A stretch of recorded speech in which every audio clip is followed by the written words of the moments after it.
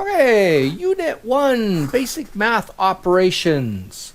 So Unit 1, Unit 2 are essentially reviews of what we think you would have covered in junior high or high school. And as such, we'll be going over them very quickly. If you have any questions or if there's any gaps in your math foundational or fundamental knowledge, we'll have some supplementary resources on Blackboard that you could look at. You can look at the textbook, which goes into greater detail. You can review your old high school notes if need be, or you can ask me questions as well. But the idea between Unit 1 and Unit 2, and a little bit of Unit 3, is to go over the basics, review somewhat quickly, see if there's gaps, see if, oh gosh, I don't remember how that works, or I'm not sure about that, so that we can deal with those problems right away before they become a big issue when we start to get into more complex and more complicated systems like linear programming. So right now, we're in a diagnostic kind of frame of mind, and again, especially for Unit 1, 2, and 3. So for Unit 1 and Unit 2, you'll see them just in a kind of a Word document, just to cover the basic important elements of that particular chapter. Then Unit 3 and beyond, ratios, percents, and so on. Beyond, it'll be more the PowerPoint and the working the problems out, and more of a traditional lecture look to it. Okay. So again, starting Unit 1, we have just a couple of things that are really fundamental to this unit. The biggest one is, remember that old bed mass. Yes, brackets. Yes, exponents. Yes, division, then multiplication, addition, and subtraction. Right? So terribly important. So if that was fuzzy in your previous math experience, you want to make sure it's solid now, because that appears everywhere. Right? Just the basic issues related to doing math. Okay? Fractions, decimals, percents, again, review that. I won't do it directly here, although we'll work with them with some of the problems we'll do. And then simple and weighted averages.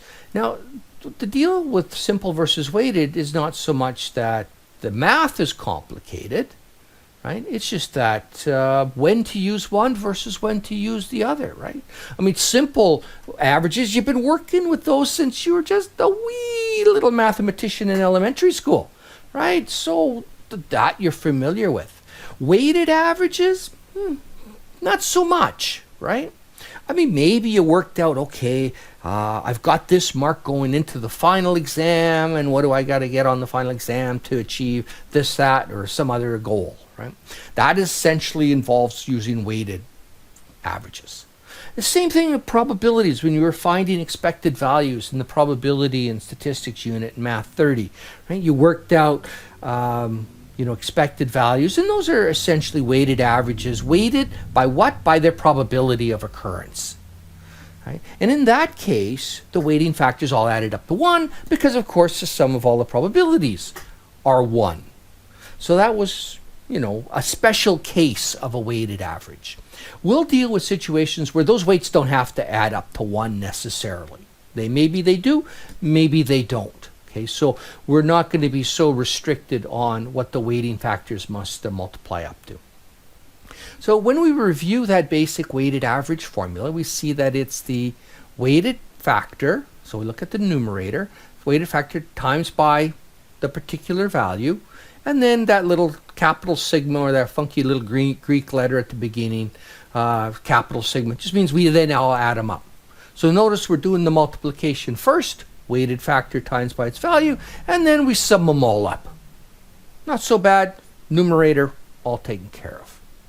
And then we divide it by the summation of all the weighting factors. Okay? So when you were doing probabilities, that summed up to 1. It was no big deal, and it was largely forgotten. But now it doesn't necessarily add up to 1, so don't forget it. Okay?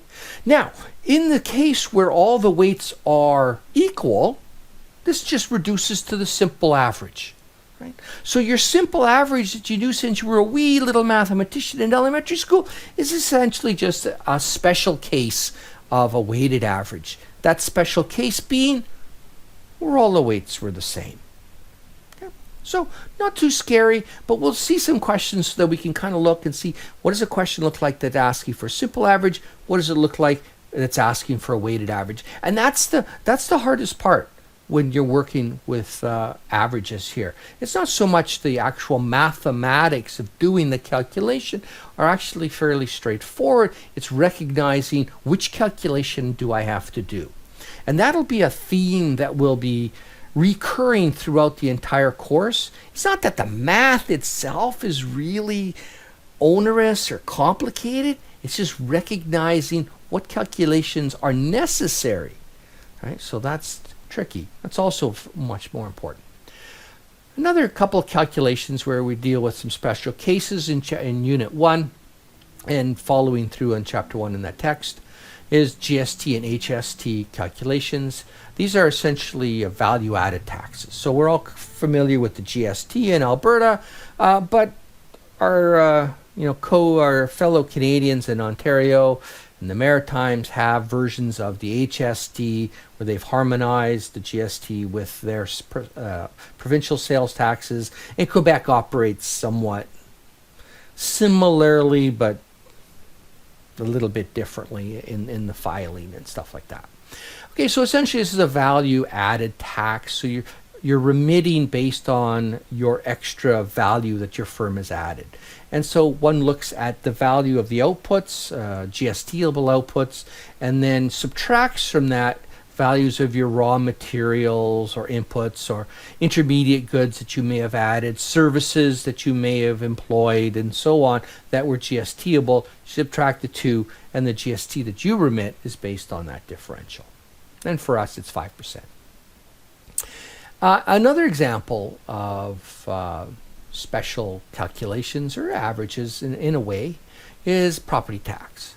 Now, property tax east of Manitoba quoted in terms of dollars per $100, actually kind of easy. However, out here in the West, we quote them based on mill rates, and a mill rate is the amount of tax per $1,000 of assessed value. So it's a little bit different, although the calculation is fundamentally the same. So that property tax calculation is just the mill rate divided by 1,000, whereas if you were in Ontario, you would take your tax rate divided by 100. Essentially, it'd be like a proportion and be more straightforward calculation, believe it or not, in the East. But here, it's not so bad, a little bit of tradition in the West. So mill rate divided by 1,000 times by the assessed value of that property, however that assessment may have occurred. Okay. Different jurisdictions assess property differently. For instance, we in Alberta use a market value assessment, but then so that means it's based, of course, on sales of similar houses in your area pretty much the year before. Places like, let's say, Nevada would have some sort of really complicated assessment rules and things like that, and they bear some rough contorted relationship to market values, but it's not a clean relationship like we have in Alberta. Okay, so let's do a couple of practice questions here. And for question 1, the key thing is just that we're calculating two different averages here, right? So we have our categories, hourly rates of pay, numbers of employees for 3 categories: recruitment, training, and compensation. And we have 2 questions, question A and question B. Question A asks, what is the average rate of pay for all categories? And question B asks, what's the average rate of pay per employee? So we kind of look at that and say, we've talked about simple and weighted averages, and I'm guessing one of those is a simple, one of those is weighted, and you would be right. Now, which one is simple and which one is weighted? That's the key thinking moment. Okay. So when we look at question A, what is the average rate of pay for all categories? Well, what are the categories? Recruitment, training, compensation. There's no real differential, there's no weighting. Nothing says that recruitment is better than training, is better than compensation, or anything like that. Okay? So in that case, it's just asking for a simple average. Look at B.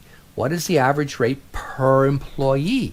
Well, I look at employees and I say, whoa, you know what? Of course, I know that not every employee makes the same amount, but they're differing amounts of employees making each rate of pay. Aha, I got to weight that rate of pay by the number of employees who earned that particular rate of pay.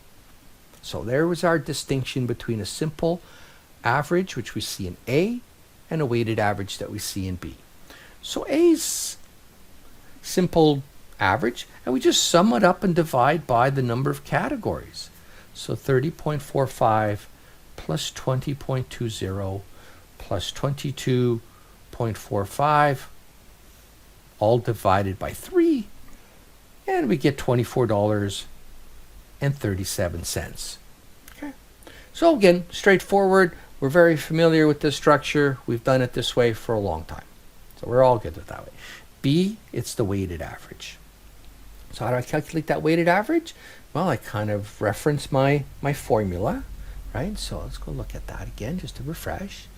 And I see, okay, I got a weighting factor. That's probably the number of employees earning that rate of pay, multiplied by the value. So that'll be in dollars typically for us, right? So that'll be how much they pay. And then divided by the summation of the weighting factors. Well, what were our weighting factors? The number of employees. So I'd add up the number of employees for the denominator. So mathematically not too hard. So that's 30.45 multiplied by how many employees make that wage? 2. And then add to the 20.20. How many employees make that wage? 6. Okay, there's my weighting factor. And then plus the last wage of $22.45, and there's 9 employees that make that particular wage. Now, technically, this numerator is all got its own brackets, so I'll put it around there. And then I divide by the sum of the weighting factors. So how much is that? 2 employees in one category, plus 6 employees in the other category, plus 9 employees in the third category. Okay.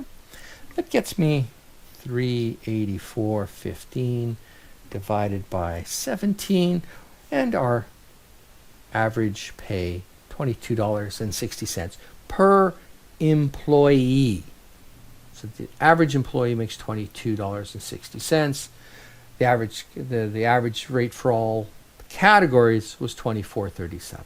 Okay, suggesting that perhaps there's a little bit of a bunching of employees in the lower pay groups. This is not surprising. Okay, let's try question number 2. Question number 2. Last week, Brett had earnings of $628.50. Brett receives a base salary of $375 and a commission on sales exceeding his quota of $5,000. So let's just look at the relationship that we see here, right? So Brett's gross earnings, right? They have 2 components. There's a base component plus a commission component. So we understand that. We understand we were given his gross earnings, we're given his base earnings, and we want to find out what is his rate of commission if his sales were $7,500. Okay. So when we're thinking of this problem, we're thinking, okay, what is it that I want to know that I don't already know? Well, what I want to know that I don't already know is his rate of commission. That's what the question's asking for. So when we set our variable, we set it to be C, which is rate of commission. Okay. I don't want to write rate of commission all over the place all the time. My handwriting's nowhere near good enough. And I don't want to do all that kind of work. So mathematicians, well, we don't like all that extra work.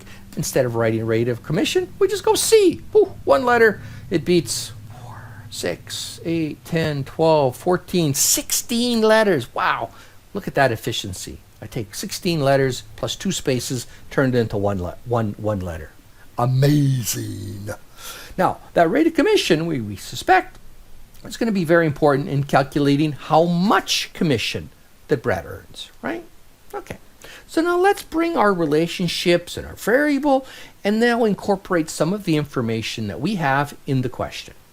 So it's $628.50, right? That's our gross earnings. We know this. His base, $375, so he gets paid that no matter what he sells, plus he gets a commission on sales exceeding his quotes. That means over and above or higher than 5,000. So what that must be? Well, how much are his sales exceeding the 5,000? Well, I take how much he did sell, the 7,500, minus off the 5,000, right? That gets how many dollars in sales exceed 5,000, and then I multiply that by the rate of commission. Okay, so now I have that all set up. So now I'm going to clean this equation up a little bit, and I see I have 628.50 equals to 375 plus the $2,500 worth of sales that exceed the base of 5,000, multiply it by whatever this rate of commission determines to be. Okay, so now I've moved from having an understanding of the relationship and how his earnings were determined.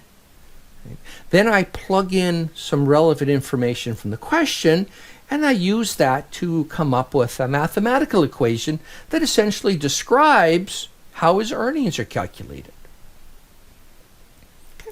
So now what I want to know that I don't already know is, of course, the rate of commission. So my goal next is to isolate C. I want to get C all by itself. First step to getting C all by itself is getting rid of some of the things that add and subtract to that term containing C. So this 375, I want it gone. So I subtract 375 from the right-hand side of this equation. But whatever I do to the right-hand side, I must do also to the left-hand side. There's an equality sign here. It means we got to treat both sides equally, and we will do that. So we're going to subtract from both sides $375. So 628.50 minus 375 equals to 375 minus 375. And we don't want to forget the 2,500C.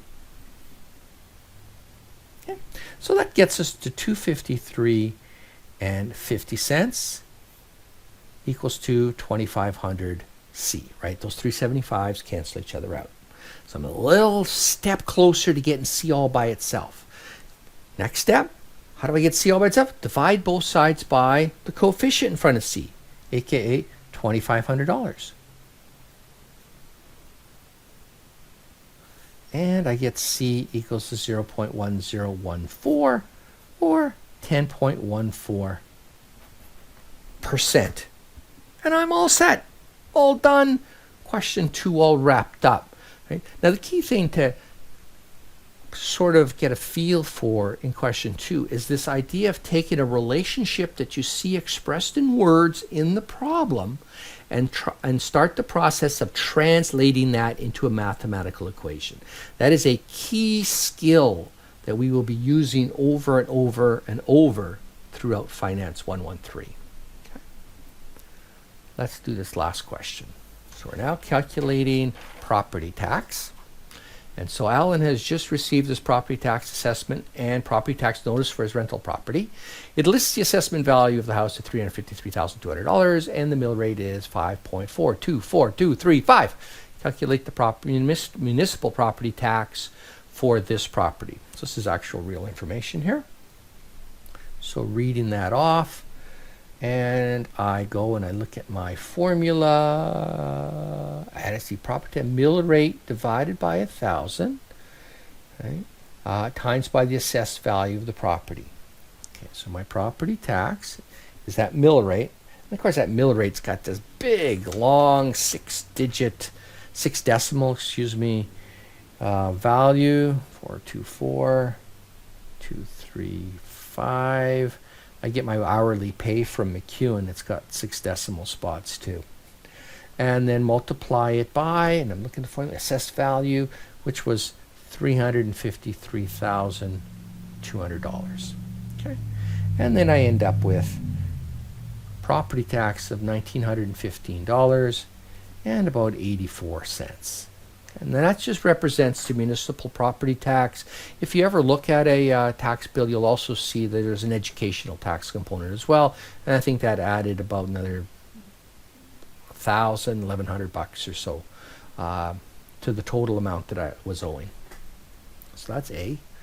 And then B, is if last year's assessment for the same property was $365,300, assuming the mill rate was unchanged, how much did the property tax decrease? Okay, so we have a couple of things to calculate. First off, we want to find the previous property tax, because if I want to know the difference between what I paid this year, or I'm going to pay this year, versus what I paid last year, I need to know what did I pay last year. Okay, so previous property tax. So we're assuming the mill rate stayed the same, 424,235 divided by 1,000, except the assessed value was a little bit different, a little higher. Yikes, eh? Crazy economy. And so we get a previous property tax of $1,981.47. Okay. So if I want to know, has it gone up, has it gone down, I look at the difference. And so I have this year 1915.84 minus the last year 1981.47, and I get minus 65.63. That minus indicates that it decreased. Okay, so property tax went down $65.63 this year versus last year. And that's it. That's it. So this gives us a little bit of a sense for taking that word problem, translating it into a little bit into math equations. Okay, and that, again, that'll be what we do a lot of throughout the term. Any questions? Send me out an email. Look at the reference materials. And between all that, I'm sure we'll be able to figure it out. All right. Thank you for listening.